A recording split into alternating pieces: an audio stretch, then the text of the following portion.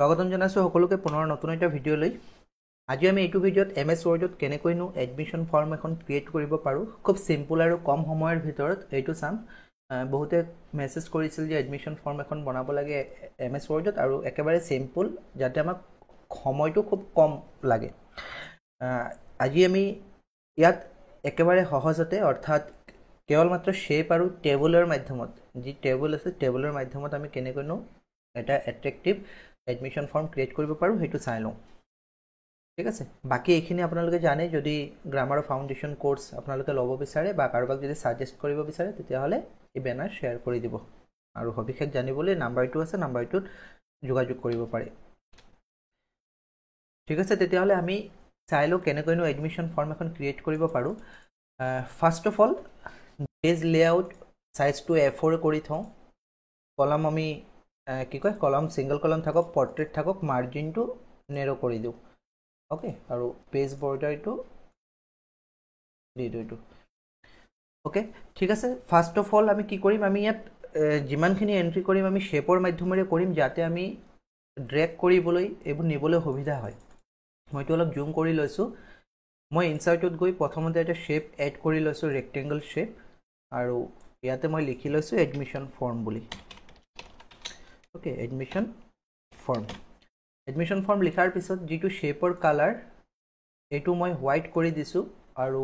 যি ফন্ট কলাৰ এটু ব্ল্যাক কৰি দিছো তাৰ পিছত जिटु शेपर আউটলাইন আছে আউটলাইনটো আমি হোয়াইট কৰি দিম হোয়াইট কৰি ফন্ট যদি আমি বিচাৰো তেতিয়া হলে কিবা এটা মই লৈ লৈছো ইয়াত বুকম্যান ওল্ড স্টাইল ফৰ্ম মই লৈ লৈছো কন্ট্ৰোল বি ৰে বোল্ড কৰি দিছো লগতে কন্ট্ৰোল ইউ ৰে আন্ডাৰলাইন কৰি দিছো আৰু এটু আমি টপত থওঁ একেবাৰে ওকে একেবাৰে সেন্টাৰত আছে নে নাই তাৰ কাৰণে আমি এলাইনমেন্টত যাম এলাইনমেন্টত গৈ পিনে আমি সেন্টাৰটো ক্লিক কৰিম তেতিয়া লেফট আৰু ৰাইট দুইফালে সেম স্পেস থাকিব আৰু এটো সেন্টাৰত আহি যাব তাৰ পিছত এগেইন মই এইটোৱে ড্ৰেগ কৰি দিছো কন্ট্ৰোল প্ৰেছ কৰি ড্ৰেগ কৰি তলত লৈ আহিছো তাৰ পিছত ইয়াত ইনষ্টিটিউটৰ নাম বা স্কুলৰ নাম কলেজৰ নাম মই স্যাম্পল হিচাপে মই RGT অধ্যয়ন বুলি ইয়াত টাইপ কৰি দিছো আৰু যেটো আন্ডাৰলাইন হেতু উঠাই দিছো অলপ মই এটো ফন্ট সাইজটো বঢ়াই দিছো ঠিক আছে এটো মই ড্ৰেগ কৰি অলপ ওপৰত লৈ যাও তাৰ পিছত এলাইনমেন্টটো সেন্টাৰ কৰি দিও ওকে আৰু যদি ফন্টৰ কিবা সলনি কৰিব বিচাৰে এটো বুকম্যান ওল্ড স্টাইল হৈ আছে মই টাইমছ নিউ ৰোমান কৰি দিছো তাৰ পিছত নৰমালি কি হয় আমাৰ এডমিশন ফৰ্ম বিলাকত এটা লোগো থাকে আৰু তাৰ কাৰণে আমি প্ৰিসেপ্ট আগৰ পৰা যদি লোগো থাকে কোনো ড্ৰাইভত তাৰ পৰা এড কৰিব পাৰো আৰু এক্সামত হয়তো তেনেকে লোগো নিদিব পাৰে হয়তো ক'ব পাৰে স্যাম্পলৰ কাৰণে কিবা এটা ক্লিপ আৰ্ট বা আইকন ইউজ কৰিবলৈ মই ইয়াত গৈ পিনে আইকনৰ পৰা এটা আইকন লৈ লৈছো আপোনালোকে হয়তো ক্লিপ আৰ্ট পাব যদি বেলেগ ভাৰ্সন ইউজ কৰিছে ক্লিপ আৰ্ট হয়তো পাব ইয়াৰে পৰা মই যিকোনো এটা আইকন ধৰি লৈছো এই আইকনটো লৈ লৈছো লোৱাৰ পিছত ৰাইট ক্লিক কৰিব ৰাইট ক্লিক কৰাৰ পিছত ৰেপ টেক্সটত গৈ in front of text কৰিব in front of text কৰিলে যতে নিলেও মানে টেক্সটত যিখিনি এলাইনমেন্ট আছে এইবিলাক কোনো খেলিমেলি নহয় আমি যদি ইয়াৰ ওপৰেও নিও কোনো খেলিমেলি নহয় ওকে তাৰ পিছত এটা আমি যদি বিচাৰো তেতিয়া হলে কোনো লাইন এটা ড্ৰ কৰি দিও ইয়াত আৰু যদি কিবা এড্ৰেছ আপোনালোকে দিব বিচাৰে ইয়াতে বক্স ক্ৰিয়েট কৰি দি দিব মই জাস্ট একেবাৰে সিম্পল এটা দেখাইছো ঠিক আছে আৰু পৰীক্ষাত যদি কোনো ফৰমেট দি নিদিয়ে বা স্যাম্পল দি নিদিয়ে জাস্ট আপোনালোকক কয় যে এটা লোগো দি পিনে এডমিশন ফৰ্ম ক্ৰিয়েট কৰিবলৈ যিমান পাৰে সিম্পল থব আমি ডাইৰেক্ট ইয়াত গৈ শেপ ফৰমেটত যেটো আউটলাইন আছে যেটো ওয়েট আছে ওয়েটটো অলপ বঢ়াই দিও ঠিক আছে ওয়েটটো অলপ বঢ়াই দিছো আৰু মিলাবলৈ হলে মাউসৰ কি কয় কিবোৰ্ডৰ যেটো আপ এৰো আছে আপ এৰোৰে মিলাব পাৰে ওকে হেতু হৈ গৈছে তাৰ পিছত চাব যদি মই ইয়াত এতিয়া লোগোটো তাত আছে ৰাইট লোগোটো লেফট সাইডত আছে মই যদি এন্টাৰ কৰো গুটেইটো আহি গৈছে আপুনি কি কৰিব তেনেকে নাহিবলে এন্ড প্ৰেছ কৰিব কিবোৰ্ডত এন্ড প্ৰেছ কৰি তাৰ পিছত এন্টাৰ প্ৰেছ কৰিব ওকে এইটো থিকনেসটো গুছি গৈছে মই আকৌ এবাৰ এইটো ফৰমেট শেপত গৈ এইটো ওয়েটটো বঢ়াই দিম ওকে যদি কালাৰ বেলেগ দিব বিচাৰে তেতিয়া হলে কালাৰ দি দিব পাৰে নহলে সিম্পল যেনেকে বাই ডিফল্ট আছিল তেনেকে থৈ দিব পাৰে হৈ গল ইয়াৰ পিছত কি কৰিম আমি লেফট সাইডত এডমিশন ডেট লিখিব লাগিব আৰু ৰাইট সাইডত পাছপোৰ্ট সাইজৰ ফটোৰ কাৰণে আমি ইনসাৰ্ট গৈ শেপতে ৰেক্টেংগল শেপ এটা লৈ লম আৰু এইটো ইয়াত ড্ৰ কৰি দিম ঠিক আছে ড্ৰ কৰি নৰ্মেলি পাছপোৰ্ট সাইজ 2 ইঞ্চ 2.5 এনেকৈ থাকে এইটো ফৰ্মৰ লগত আপোনালোকে মিলাই চাই ল'ব ঠিক আছে ইয়াত চেম্পল এটা দেখাইছোঁ ইয়াৰ পিছত যেটো কালাৰ আছে শেপ কালাৰ এইটো ব্যাকগ্ৰাউণ্ডটো হোৱাইট কৰি দিব ইয়াৰ ভিতৰতে ৰাইট ক্লিক কৰি এড টেক্সট কৰিব আৰু টেক্সটত কি লিখিব যে পাছপোৰ্ট সাইজ ফটো বুলি ইয়াত লিখি দিলে হ'ব বা পাছপোৰ্ট সাইজ মই ইয়াত যেটো ফন্ট আছে এইটো ব্ল্যাক কৰি লওঁ পাছপোৰ্ট সাইজ কালাৰ ফটো বুলি লিখি দিছোঁ কালাৰ ফটো ওকে এইটো ফন্টটো সৰু কৰি দিওঁ পাছপোৰ্ট সাইজ কালাৰ ফটো তাৰপিছত ইয়াৰ ওপৰতে ফটো বহিব গতিকে এইটোতো ঢাকিয়ে যাব তাৰপিছত ধৰি লৈছোঁ লেফ্ট সাইডত মই এডমিশন ডেট লিখিব লাগে তাৰ কাৰণে মই টেবুলৰ পৰা মই টেবুল ক্ৰিয়েট কৰি ল'ম ইনসাৰ্ট টেবুলত গৈ মই প্ৰথমতে এটা লাইনে লৈ লৈছোঁ সিঙ্গল ৰ এটা লৈ লৈছোঁ গোটেই ৰটো সিলেক্ট কৰিব বা গোটেই টেবুল সিলেক্ট কৰিব ৰাইট ক্লিক কৰাৰ পিছত টেবুল প্ৰপাৰ্টিজ যাব টেবুল প্ৰপাৰ্টিজত ৰ আৰু কলম অপশ্যন পাব ৰ'জ আপুনি এটা স্পেচিফাই যেটো হাইট আছে এইটো 0.5 cm দি দিব পাৰে বা 0.50 মই দি দিলোঁ আৰু ইয়াতো 0.50 ওকে সেন্টিমিটাৰ থাকক হৈ গ'ল ইয়াৰ পিছত আমি ইয়াত লিখিব লাগিব কি এডমিশন ডেট তাৰ পিছত ডেটটো কি হয় ডিডি এমএম আৰু ৱাই ফৰমেটত লিখিব লাগে মই ইয়াত ধৰি লৈছোঁ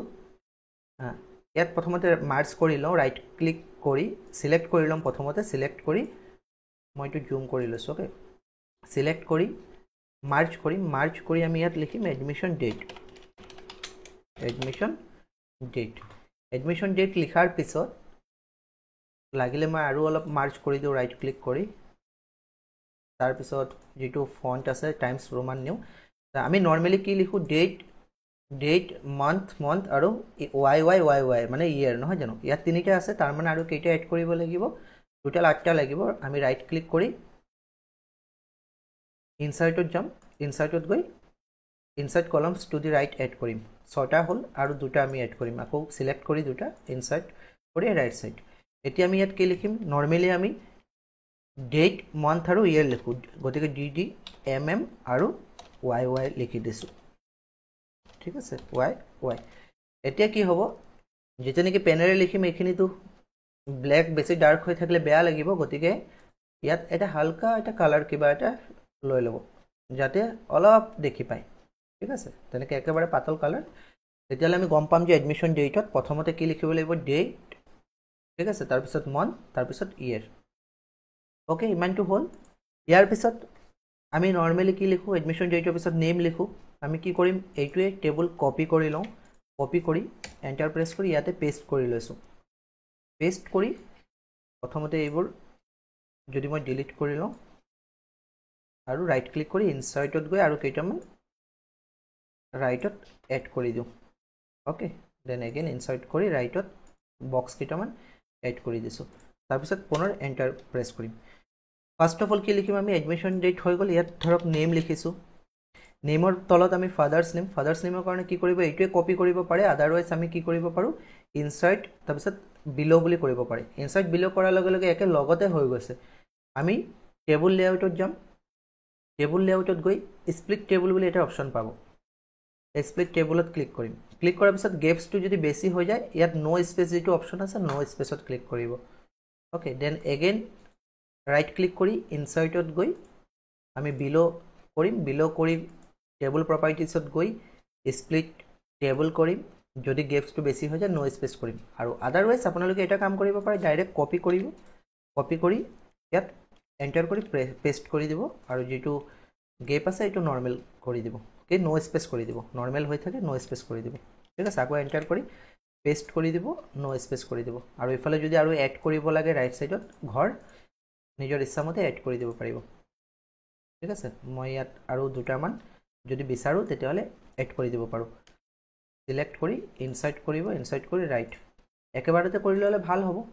তাৰ পিছত যদি পেষ্ট কৰি গৈ থাকে তেতিয়াহলে বেছি ভাল এইটো একেবাৰতে কৰি ল'লোঁ মই বাকীবোৰ ডিলিট কৰি দিওঁ হা ডিলিট কৰি আকৌ এইটোৱে পেষ্ট কৰি থৈ দিওঁ মই জাষ্ট আপোনালোকক দেখাইছোঁ যে কেনেকৈ স্প্লিট কৰে এণ্টাৰ প্ৰেছ কৰিম পেষ্ট কৰিম আকৌ এণ্টাৰ পেষ্ট তেনেকৈ অ'কে নেম হৈ গ'ল নেমৰ পিছত কি হ'ব ফাদাৰ্ছ নেম আমি ইয়াত ফাদাৰ্ছ নেম লিখি লওঁ অ'কে যদি তলত আহি গৈছে ফন্ট সাইজ সৰু কৰিব পাৰে আদাৰৱাইজ আমি কেইটামান বেছি সিলেক্ট কৰি ঘৰ মাৰ্জ কৰি দিম ফাদাৰ্ছ নেম তাৰপিছত ফাদাৰ্ছ নেমৰ পিছত হৈ যাব মাদাৰ্ছ নেম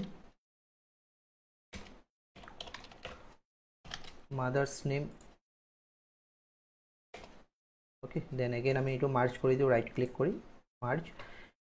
তাৰপিছত আমি ইয়াত লিখিব পাৰোঁ জেণ্ডাৰ ধৰক জেণ্ডাৰ মেল নে ফিমেল এতিয়া মেল আৰু ফিমেল ইয়াত এম লিখি দিওঁ আৰু ইয়াত এফ লিখি দিওঁ ওকে অলৰেডি এইটো কালাৰ আমি লৈ থৈছিলোঁ বেলেগ এটা লাইট কালাৰ তাৰপিছত আমি ধৰক ইয়াত ডেট অফ বাৰ্থ লিখিম ডেট অফ বাৰ্থ এগেইন আমি কেইটা ঘৰত লিখিব লাগে 8টা ঘৰ আৰু বাকি ডেট অফ বাৰ্থ 8টা ঘৰ যদি আমি ৰাইট সাইডৰ পৰা চাওঁ 1 2 3 4 5 6 7 8 ইমানটো হ'ব আৰু ইয়াৰ পৰা ইয়ালৈকে ধৰক আমি মাৰ্জ কৰি দিওঁ মাৰ্জ কৰি ইয়াত ডেট অফ বাৰ্থ লিখি দিওঁ ডেট অফ বাৰ্থ ওকে এইটো কালাৰটো ব্লেক কৰি দিওঁ তাৰপিছত এগেইন ইয়াত ডি তাৰপিছত এম ৱাই আৰু ৱাই হৈ গ'ল বাকী এই ঘৰকেইটা কি কৰিব লাগিব আমি মাৰ্জে কৰি দিওঁ মাৰ্জ কৰি যদি এইটো থ'ব নালাগে তেতিয়াহ'লে আমি এটা কাম কৰিব পাৰোঁ আমি এইটো সিলেক্ট কৰি লওঁ সিলেক্ট কৰাৰ পিছত টেবুল লেআউটত গৈ ইৰেজাৰ যাম ওকে মই জুম কৰি দিছোঁ ইৰেজাৰ গৈ ইৰেজাৰলৈ ওপৰটো আৰু তলৰটো ক্লিক কৰি দিম ক্লিক কৰি এস্কেপ প্ৰেছ কৰি দিম এতিয়া এইটো গুচি গ'ল জেণ্ডাৰ এইফালে আছে এইফালে ডেট অফ বাৰ্থ আছে তাৰপিছত ধৰি লৈছোঁ ইয়াত আধাৰ নম্বৰ দেন আধাৰ নম্বৰ হৈ গ'ল আধাৰ নম্বৰ নৰ্মেলি কেইটা ঘৰ থাকে 12টা গতিকে মই ইয়াত 12টা থ'ম 2 2 4 5 6 7 8 9 10 11 12 ইয়ালৈকে থ'ব লাগিব বাকী কেইটা আমি ইয়াৰ পৰা ইয়ালৈকে সিলেক্ট কৰি বেক স্পেচ মাৰিলে হৈ যাব ডিলিট হৈ গ'ল আধাৰ নম্বৰৰ পিছত মোবাইল নম্বৰ এইফালেও ভৰাব পাৰে ৰাইট সাইডতো ভৰাব পাৰে বা মই ইয়াতে ভৰাইছোঁ ধৰি যেনিবা মোবাইল নম্বৰ 10টা থাকে গতিকে আমি ইয়ালৈকে সিলেক্ট কৰি বেক স্পেচ কৰি দিম 10টা আৰু যদি বিচাৰে মোবাইল নম্বৰ দিব লাগে তেতিয়াহ'লে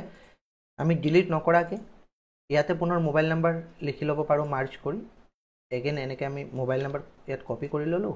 এইটো মাৰ্জ কৰি ল'লোঁ মাৰ্জ কৰি ইয়াতে মোবাইল নম্বৰ আৰু এটা অল্টাৰনেটিভ ধৰি লৈছোঁ এইটো মোবাইল নম্বৰ 1 এইটো মোবাইল নম্বৰ 2 ঠিক আছে এইফালে 10টা আছেনে নাই আমি চাই লওঁ এইটো ফন্টটো অলপ সৰু কৰি দিব বা মাৰ্জ কৰি দিব 1 2 3 4 5 6 7 8 পুৰা 10টা আছে আৰু এইফালে আমি 10টা ল'লে ইমানলৈকে থাকিব ৰাইট বাকী দুটাৰ মাজৰ দুটা আমি কি কৰিব পাৰোঁ আমি মাৰ্জ কৰিও কি কয় ইৰেজ কৰিব পাৰোঁ বা এনেও ইৰেজ কৰিব পাৰোঁ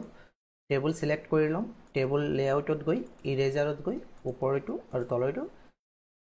সিলেক্ট কৰি ল'ম ওপৰৰ আৰু তলৰ এইটো ক্লিক কৰিলে হৈ যাব ওকে এইটো হৈ গ'ল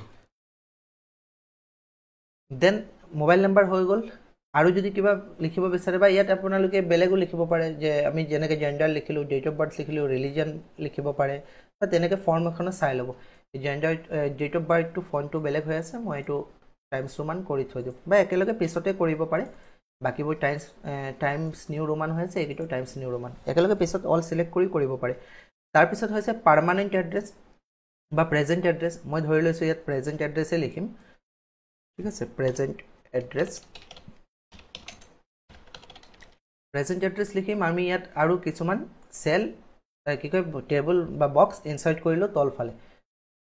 বিলত কাৰণ আমি যিহেতু এড্ৰেছ লিখিম ভিলেজ থাকিব বা চিটি থাকিব ষ্টেট থাকিব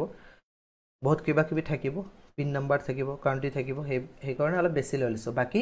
গোটেই 3টা সিলেক্ট কৰি আমি মাৰ্জ কৰি দিম মাৰ্জ কৰাৰ পিছত প্ৰথমতে ধৰি লৈছোঁ হাউচ নঙৰ কাৰণে আমি কেইটামান ঘৰ সিলেক্ট কৰি মাৰ্জ কৰি লওঁ আৰু ইয়াতে লিখি লওঁ হাউচ নং ওকে কালাৰটো ব্লেক কৰি দিওঁ আৰু দুটামান ঘৰ লৈ পিনে মাৰ্জ কৰি দিছোঁ হাউচ নং নৰ্মেলি বেছি নাথাকে আমি 4টামান ঘৰ এৰি দিলে হ'ব যদি ঘৰ এনেকৈ বক্স থ'ব বিচাৰে তেতিয়াও পাৰে আদাৰৱাইজ আমি মাৰ্জ কৰি দিবও পাৰোঁ হাউচ নং ইয়াৰ পিছত ধৰি লৈছোঁ ভিলেজ বা চিটি ইয়াতে মাৰ্জ কৰি আমি লিখি ল'ব পাৰোঁ village oblique city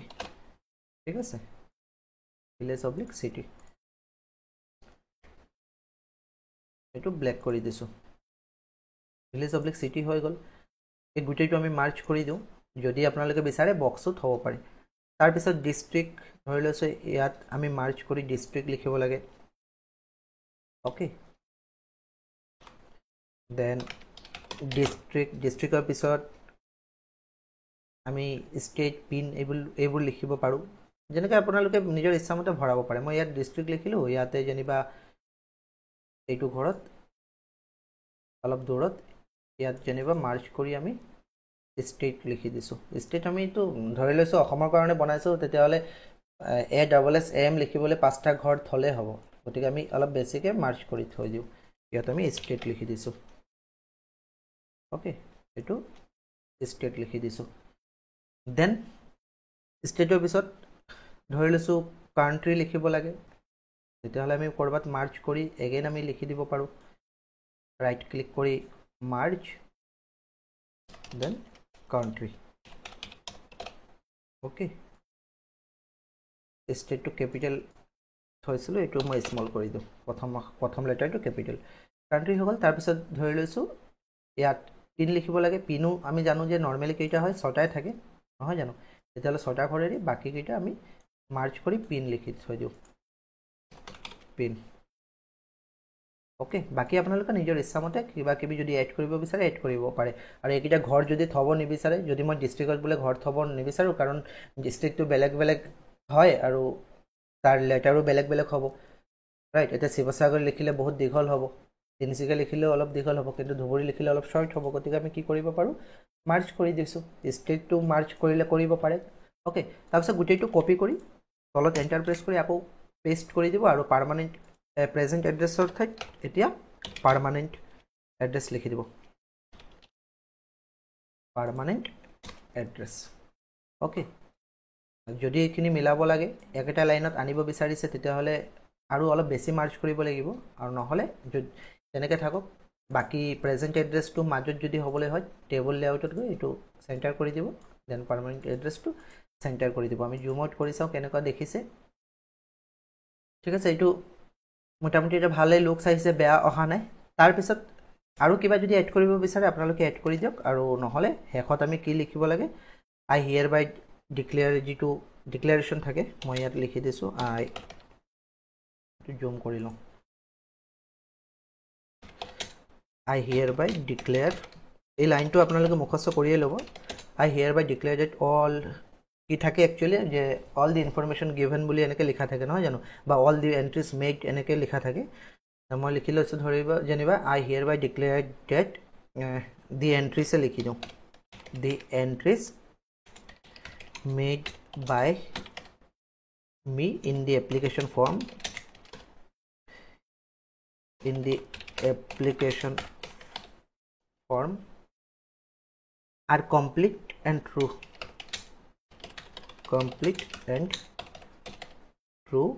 to the best of my knowledge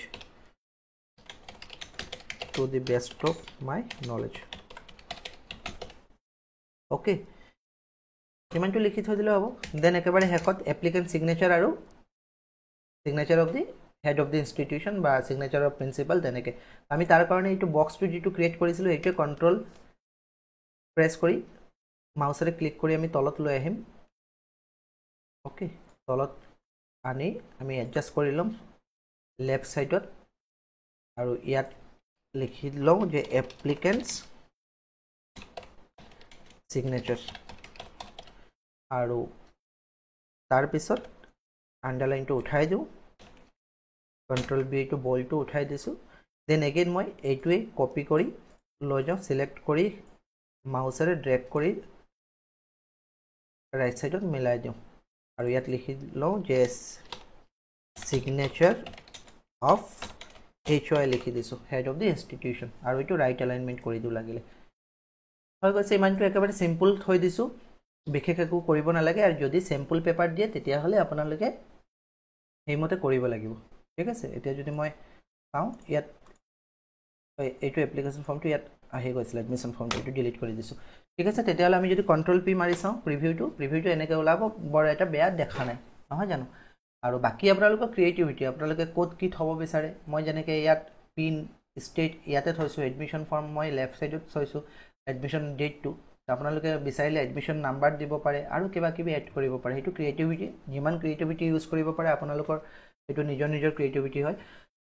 অকল চিম্পল থ'লে কি হ'ব, সময়টো ৰাহি হ'ব, ৰাইট। যদি মই চাবলৈ যাওঁ তেতিয়াহ'লে ভিডিঅ'টো কিমান দেৰি হৈছে, এইটো 21 মিনিট হৈছে। 21 মিনিট যদিও হৈছে ইমান সময় নালাগে, অ'কে। মই তাৰ আগতে ইন্ট্ৰডাকশ্যনটো অলপ গৈছে বা বহুত ক্ষেত্ৰত মই কিবা কিবি কৈ পিনে কৰিব লগা হৈছে। গতিকে আপোনালোকে চাব, খুব 10 মিনিটৰ পৰা 12 মিনিটত এপ্লিকেশ্যন ফৰ্ম বা এডমিশ্যন ফৰ্ম এটা ধুনীয়াকৈ বনাব পাৰোঁ। ইয়াৰ উপৰিও আপোনালোকক জনাব বিচাৰোঁ, আৰু সহজতে আমি বনাব পাৰোঁ একেবাৰে চিম্পল দেখা, যিটো নেকি আমি খুব বেছিটো বেছি 5 মিনিট সময় লাগিব, ঠিক আছে। গতিকে এইটো যদি আপোনালোকে বিচাৰে যে আৰু সহজতে বনাব পৰাকৈ, কোনো টেবুল নোহোৱাকৈ একেবাৰে শ্বৰ্টকাটত, তেতিয়াহ'লে কমেণ্ট বক্সত আপোনালোকে কমেণ্ট কৰিব, মই সেইটো ভিডিঅ' লৈ আহিম। আশা কৰিছোঁ ইয়াত কোনো ডাউট নাই। যদি ডাউট আছে আপোনালোকে জনাব। Thank U.